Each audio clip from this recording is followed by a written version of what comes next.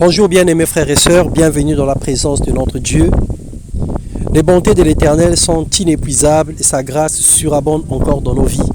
Ce matin, il vient d'opérer de façon exceptionnelle, il vient de manifester sa grâce et son amour dans notre vie. Nous lui rendons des actions de grâce. Nous allons partager la parole de Dieu ce matin sous le thème « La repentance », notre responsabilité face au péché. Dans Ézéchiel, le chapitre 18, les versets 24, 25 et le verset 27, la Bible déclare que ce que je désire est que le méchant meure, dit le Seigneur, l'Éternel. Si le méchant revient dans sa méchanceté et pratique la droiture et la justice, il fera vivre son âme. C'est une responsabilité que le Seigneur remet à tout un chacun. Nous pouvons pécher, nous pouvons faire beaucoup de choses, mais lorsque nous revenons à Dieu, lorsque nous nous repentons, lorsque nous changeons de mentalité, lorsque nous changeons de comportement et d'attitude, le Seigneur fera vivre notre âme. Nous voulons parler de la responsabilité de tout un chacun par rapport au châtiment éternel.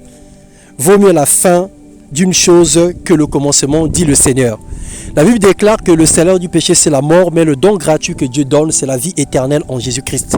Et qu'il est réservé à l'homme de mourir qu'une seule fois, après quoi vient le jugement. Le Seigneur a réservé un moment, un temps de châtiment, où les personnes qui auront refusé de se repentir reprendront de leurs actions, reprendront de leurs péchés devant le trône de l'Éternel. Plusieurs ont bien commencé, mais aujourd'hui terminent mal. Très mal au point de devenir ennemis de Dieu et persécuteurs de l'Église. Oublions que les bonnes œuvres ne suffisent pas pour être sauvés. Ces personnes pensent qu'en se comportant bien, en faisant quelques aumônes, en faisant quelques offrandes, en menant une vie comme bon leur semble et en laissant Dieu de côté, qu'ils seront sauvés. Ce n'est pas la solution au problème du péché. Tout homme doit confesser Jésus-Christ comme Seigneur et Sauveur pour devenir enfant de Dieu et l'accepter dans son cœur pour être sauvé. Sans quoi, aucune personne ne verra le salut, quel que soit son bon témoignage aux yeux des hommes, quelle que soit sa façon de marcher, quelle que soit sa façon de se comporter. Le Saint-Esprit aujourd'hui nous convainc tous les jours du péché, du jugement, de la justice. Il nous rappelle la volonté de Dieu. Il nous montre comme dans un miroir notre parcours et notre vie intérieure. La vie du mal nous écarte de la voie de Dieu. Le péché sur toutes ses formes nous ferme la porte à la plénitude de l'Esprit Saint. Car Dieu est saint et le péché l'attriste et le fait fuir loin de nous.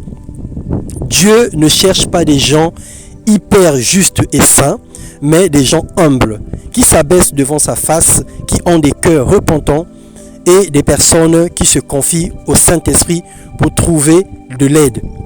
Dans Jean 1, le verset 9, il est écrit que si nous confessons nos péchés, il est fidèle et juste pour nous les pardonner et nous purifier de toute iniquité.